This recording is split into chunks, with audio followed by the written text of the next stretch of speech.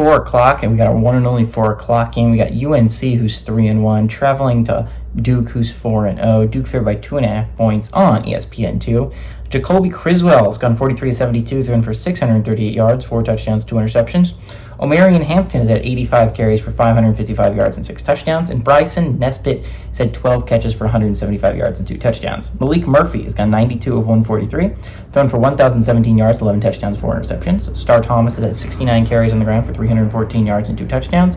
And Jordan Moore has had 24 catches for 340 yards and 3 touchdowns. UNC is 64-41 against Duke all time. Last 5 games have gone to UNC from 2019 to 2023, and they're 5-0 under Mac Brown against Duke. This is an interesting game, right? Like, it's not going to get the high billing of all these other games, but this is an undefeated Power 4 football team that is playing. And honestly, Duke's been interesting, right? Like, if you're talking about undefeated teams that are unranked, they're like 5, 6 arguably in the Power 4, right? You have Indiana and Rutgers in the Big 10. You have UCF in the Big 12. You have Pitt and Duke in the ACC, and you have Washington State in the Pac-2, right? Duke's an interesting football team because of all the teams I've mentioned, I think there's at least an argument that these teams are good enough to make the top 25, right? Like, I think Indiana has looked really, really good through their 4-0 start. I think Rutgers has looked extremely solid through their 3-0 start and has a win over Virginia Tech. UCF has looked really good and has a win on the road against TCU. Pitt has pulled some stuff out of their asses, but they're 3-0 or 4-0, and they have quality wins over a good Cincinnati team and a good West Virginia team. I know it's a stretch to call both those teams good, but I do think they're pretty solid squads.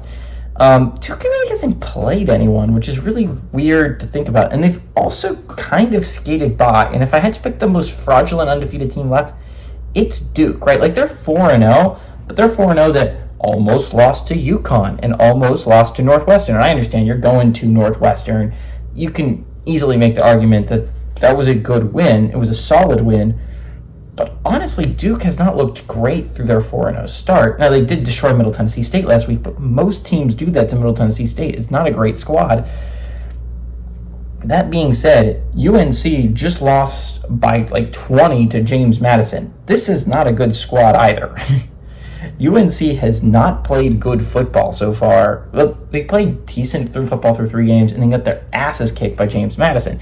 Well, big win for James Madison. Absolutely is going to put them in the forefront of the playoff picture. That was a big loss for UNC.